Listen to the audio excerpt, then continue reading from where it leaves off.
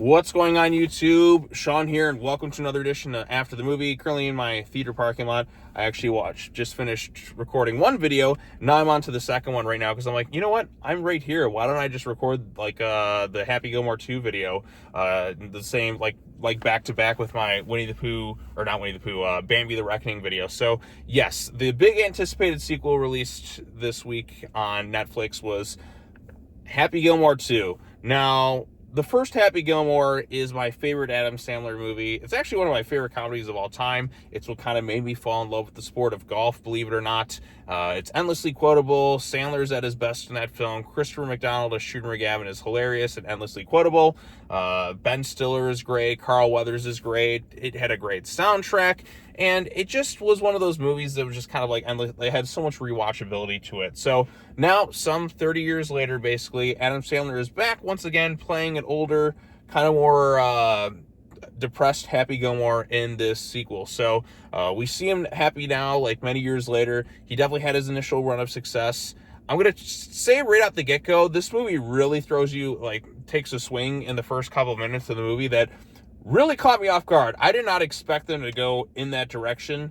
It was kind of there's a dark sense of humor to this film that's way more so than the first film. Surprisingly, it actually gets a little bit heavy in certain sequences that I wasn't really expecting for a Happy Gilmore sequel. This is kind of it's kind of a little bit of a sad movie, believe it or not. There's still some comedic elements, and there's definitely some, if you like a little bit of a darker sense of humor, some of it actually works kind of well. And then some of the cast coming back is great. Sandler is at the top of his game here as this older, more world-weary kind of Happy Gilmore. He hasn't been on the golf course in 10 years due to some sort of thing that happened. And he's got 5 kids now, and he wants to put one of them through ballet school to kind of give them the life that he never really had growing up. And he's showcased as this kind of raging alcoholic. A lot of this stuff isn't really showcased in the trailer, and kind of the big thing happens in the movie. I can't say what it is right now. I'll get into spoilers in a second because it really threw me off guard with what was happening. So he's got to get back on the golf course, basically try and do things for himself and his family and kind of turn his life around. Christopher McDonald is back as Shooter McGavin. There's something really funny about what they kind of do with him in this movie, where we initially see him okay, that's kind of a funny concept. Ben Stiller, of course, is back as Hal L for the third time playing the characters. He was also in Hubie Halloween, and that. And then you have a million other cameos from so many different people. And then you have other actors playing cameos, the kids and all this. This is a sequel where it relies very heavily on the member berries aspect of it all. And it goes a little overboard, I think, with this one, because it's it's been 30 years. We don't know what would upset people if we didn't include these cameos in that. They try to cover every single base from the first movie. Hey, you're a random character in the first movie. Let's throw you in this thing. Hey, you're that Mr. later. Let's throw... Okay, actually, that was kind of... might have been the best of the cameos in this thing. And then it's okay, here's this thing. Here's this reference here. Here's this reference here. This reference there. And then they flash back to footage from the old movie, which, visually, it kind of looks... won't look better. I don't know the way they shoot movies nowadays, but there's just something about the way the 90s film looked. It just looks a little cleaner and more texture and all that. I don't know. It just kind of looked better on screen when they flash back to that one. That's just the way movies are kind of shot nowadays. But yeah, so we got that going on there. So it is really busy with all the different people in there. And then you have so many golfers. Then you have people like a Stephen A. Smith cameo, and just this cameo here, this cameo there. It gets a little overboard. But of course, you'll see a Rob Schneider appearance. It's everybody who was everybody in the first Happy Gilmore and just all of Adam Sandler's friends, they're going to pop up in this movie because, quite frankly, Happy Gilmore has had such a lasting impact on so many people throughout the years. I mean, it's endlessly quoted. I quote it on a regular basis. Anytime I have to do landscaping duty, oh, now your back's gonna hurt because you just pulled landscaping duty. It's one of those films that just forever remain kind of iconic. And so with this one, they definitely focus more on some of the dramatic aspects than the first film. And, there are some legit funny parts in this thing. There's also this kind of whole, this new antagonist who wants to create, maxi golf, which is this really bizarre, extreme kind of golf thing. Is the old tour stuff is just kind of a joke. Let me do this and all that. And then they have to kind of compete against them. it's a little weird, like just kind of watching it. Like it just feels like it kind of reminds me of what they did with Space Jam: A New Legacy compared to the first Space Jam, which ironically was like 95, 96 anyways. Like the first Happy Gilmore. Whereas like Space Jam 1, okay, you understood the concept. The Monstars came here, stole the talent from the A players. It all relies on a basketball game. The rules of basketball are simple. You just go through it all. And then you get into like Happy Gilmore 2, it's like you get the first thing, it's like, okay, he's got to win the tour championship to get Grandma's house back. Simple enough.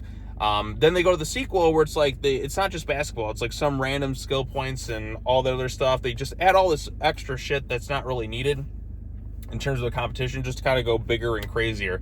Kind of do something here, like this whole maxi golf thing, and they have ways to kind of make golfers drive the ball like way further than ever anticipated and all that other stuff. It's just kind of insane. Also, Haley Joel Osment's in there as kind of an antagonist. So, like, in that, it's a bit busy. Sandler is still really solid here. He does the comedic bits well, but he also, like, Sandler's actually a really good dramatic actor when he needs to be, and there's kind of one moment, and again, I have to get into spoilers in a second to kind of talk about it, but, like, when something hits him, like, it gets really heavy for a second, and Sandler pulls the emotional aspects off pretty well, and there's a reason why Happy is in the state that he is, without me alluding to it, because it's not showcased in the trailers. So, and then of course you have like McGavin, the way he's brought back into the mix, because he's kind of, let's get into spoilers too. So, all things considered, did I enjoy the movie overall? I would say that I did. It's nowhere near as good as the first film. It's not really even that close. But there is kind of a twisted, dark sense of humor at times that certainly made me laugh in a few instances. And yeah, somebody loves the first film. I enjoyed some of the references. Some just go a little bit too far with just kind of repeating the same thing. It's like, the first movie did that, let's repeat that again too. But not so much of a creative way. It's like they were kind of forced to like call back to every single little bit from the first movie to the absolute extreme, where it's like, okay, we're doing this scene again, we're doing this scene again, we're doing this scene again. Oh, we're doing something a little bit different here. Back to this thing, back to a reference. And also, given there's so many celebrity cameos in this film, some of them don't really have the comedic chops. John Daly's in it, and I've known people who have met John Daly. Like they kind of like he was kind of funny too. Like he turns into pretty solid like guest kind of appearance, and John Daly's a little bit off like the more on the crazier side in terms of the golfers, and they do capture that essence of him pretty well. There's so many damn cameos in this thing too. I couldn't even name them all. I did see MJF, the pro wrestler. I saw Becky Lynch in there at one point. Stephen A. Smith was in there. Travis Kelce, who they do things to him, which was kind of fun. And then they have like some running jokes which don't really quite land, especially with like modern Sandler type humor, because the first one, it just like all the jokes just seemingly kind of landed for the most part, and here it's like they're forcibly trying to call back to that aspect. But in some ways there were some that were legit pretty funny. Like the usage of the Mr. Lady definitely got a few chuckles out of me. We also meet Chubb's son at one point. From what I saw in an interview not too long ago, Adam Sandler said Carl Weathers would have played a much larger part in the movie, but they had to rewrite it after he had passed, because it was supposed to deal with Happy like in his Chubbs' son and dealing with the guilt over that death, and then they had to rewrite it, and I can see exactly now where that rewrite came in given what happens in this film. So I'm gonna get into spoilers at this point because I've kind of avoided it and kind of tried to like go away, like not showcasing the plot, because I did not expect this direction when the movie started. Generally one of the most surprising first couple of minutes of a movie I've seen in a long time, because I never would have expected them to go in this direction right from the get-go, because it gets really dark kind of in the beginning, but also kind of darkly funny in a weird kind of messed up, twisted sort of way.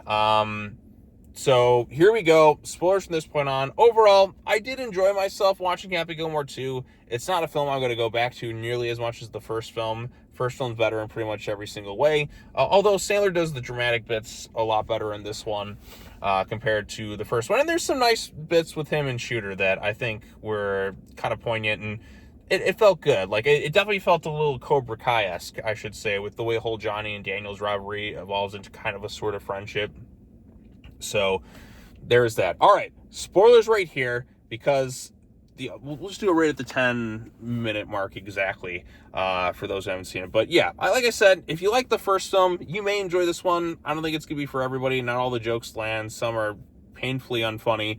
But for me, I enjoyed myself overall. So, okay, spoilers right here. Happy kills his wife. Like, they showcased right after he won the first tour championship that he went on to have a pretty successful run. And then he hits the ball like he normally does. And, like, Virginia was kind of talking to somebody. And then she gets hit by a line drive. And he's like, after the funeral, like, what the fuck? Like, the first time I was watching that, I was like, he just killed his wife. And then, like, I mean, it was an accident, a clear accident after, like, she got hit by a line drive because I guess the joke says, shouldn't have been standing there like the first film. But that caught me off guard. And then this movie gets, like, sad and dour, and Happy is just a miserable alcoholic and feeling the guilt over what happened to his wife. I did not expect this to be, like, such a sad kind of sequel in a way. Like, Happy's alcoholism. There is a really good acting scene from Sandler where it's like, because Hal, he has to go to, like, this Alcoholics Anonymous thing, and the usage of Hal here is great because he's such a douchebag like he was in the first film. And Hal just has to constantly run, oh yeah, remember, it's Mother's Day, but you know about your mother, right, Mr. Gilmore? Like, what happened to your wife and all that too? And so, like, Happy starts to kind of turn his life back around a little bit, get back into golf, and then as soon as he, like, is reminded about, like, what happened to his wife's death on Mother's Day, like, he immediately kind of relapses. Like, he goes in the bathroom at one point, and you just see Sandler, like, his acting here is legit really good, just like a broken down man. Yeah, they play up his drunkenness for laughs at times, but, like, it gets kind of heavy in certain sequences where he's just there and he just misses his wife so much. And him just trying to kind of play around with that, like, that was legit pretty good stuff. So yeah, like, Virginia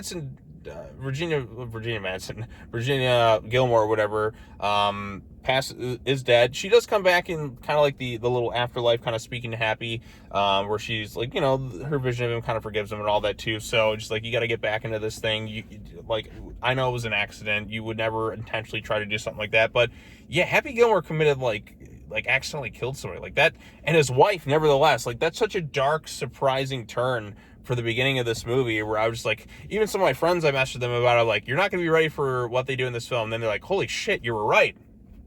So yeah, she dies. The usage of Shooter McGavin's pretty great in this thing too. Shooter has been institutionalized since stealing the gold jacket. Apparently that's just for 30 years. They're just going to keep him in there. So that usage of him was pretty funny. And like, it's like, you ruined my life, Gilmore. And then they get into a scuffle and a fight. And then they kind of have to, like, work together. Shooter kind of becomes a little bit of a coach to them all.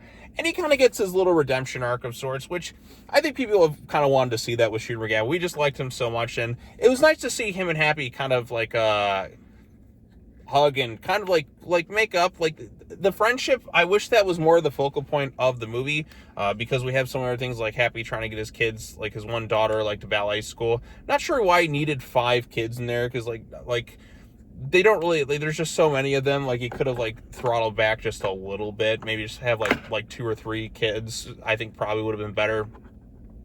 And probably been a little bit more emotional. Like, if he had, like, maybe 2 sons and a daughter, because like, most of them don't really stand out. The only one I remember is because I watch a lot of pro wrestling. I've actually met MJF before.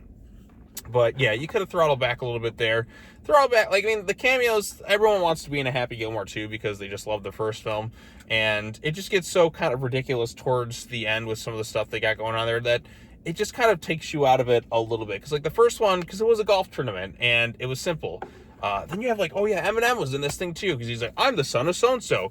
I'm the son of Mr. Larson. I'm the son of Dono. Hey, Shooter, hey, jackass. And then he gets murdered on the spot by alligators because, well, first movie did it. So yeah, there is a bit too heavy on the member berries at times, but I understand why they wanted to do it, because it's like, well, I mean, it's in the first film. It's been 30 years. People have a lot of expectations to kind of have a callback. Like, here and there, so maybe we kind of have to do it. So there is pressure to kind of do something like that. So, but with Happy Gilmore 2, I did find myself laughing in a few instances. It's not going to be even close to as good as the original film, but there are some good elements to it. Like I said, if you have a dark sense of humor, the idea of Shooter being institutionalized, if you thought the idea, like, Happy straight up just darkly, like, accidentally killing his wife, as within the first couple minutes of the movie, like if you find that kind of funny, you may be more in tune with the humor in this film.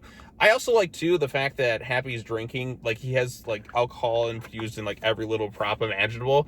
That was kind of a nice little visual gag and all that too. So good bits in there for sure. And you know, like I said, I still had fun overall. I didn't love this movie like I do the original, but it was kind of nice to see some of these characters brought back, and seeing more of Shooter McGavin and Happy Gilmore. It plays on the nostalgia aspect, but it does so. It does a few things different enough. Like I said, the ending is just kind of just doing the first thing again, but just kind of in a bit of a different, like more complicated fashion. But it gave a chance for Shooter to get something to do, and you get more dramatic elements that, and a bit of a darker sense of humor than you had in the first film. Like it felt a little bit more kind of jaded and cynical in some ways, but kind of like recapturing some elements of the first one, but getting a little bit more heavy, because the first one is just okay, saving grandmother's house and all that too. Yeah, Chubbs passes away, but it's played up for laughs. This one like really plays into the sadness a bit too, and just where Happy's at as a character, and you know the love of his family's there, so that's a good element too. But I was not expecting them to kill Virginia off the way they did in the first couple minutes of this movie. Yeah, she appears throughout like as kind of visions in his head and dream sequences, but my God, that is a curveball like in and of itself. Like that was kind of a crazy stuff. So, but yeah, is it worth the 30-year wait? I don't know, because I wasn't going into this thing with the highest of expectations. I was excited to see it because I love Happy Gilmore, the first one, like a lot.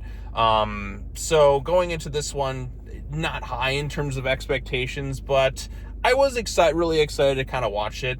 It does kind of suck, but it's like, I mean, it's good I didn't have to necessarily pay for it because it's not like an amazing movie or anything like that, but I would have liked to have seen this in theaters, like a theatrical film. Having it released on Netflix, I just feel it doesn't feel as special. It just feels, okay, this is a streaming sequel, so it's got to look like that too, and all that. Oh yeah, like even his caddy was racked for the first one, not like his second caddy that like is washing his windows and goes around the tour. Then the first one at the Waterbury Open or whatever, he's in a character. Yeah, it goes so heavy on the callbacks that it's like, oh, you didn't remember that? Let's flash footage right here in case you forgot. Yeah, the only reason this movie's coming out 30 years later is because people have not forgotten about Happy Gilmore. Maybe one little bit here and there will be okay, but it just goes excessive with the flashback footage and all that too. So they also have a bit of a deepfake technology to kind of make Happy look younger in certain sequences too. And some of it actually looks pretty convincing at times. Other times, maybe not so much. Like this relies on CGI and a lot of other stuff, which the first one didn't really need so much of that too. So, but hey, so overall consensus, go check it out if you like the first film. Most people aren't going to like this one as much as they did the original. Some may come around enjoying it for what it is, and you know, it's a Happy Gilmore sequel 30 years later by modern Adam Sandler. Don't expect the highest of high qualities like he did in his early days, but expect him to actually like show up to kind of act in certain sequences, I'd say, pretty well. So, but anyways, that's all I really have to say about this movie. Post your comments down below. Be sure to like this video, share it with your friends, subscribe to your channel for more content, hit that bell for notifications, all that fun stuff. I am good with this stuff. I gotta catch up on other videos this weekend, but in the meantime, I'm gonna go to bed because it is like 12:30 right now. All right, take care now. Bye-bye then. Peace out.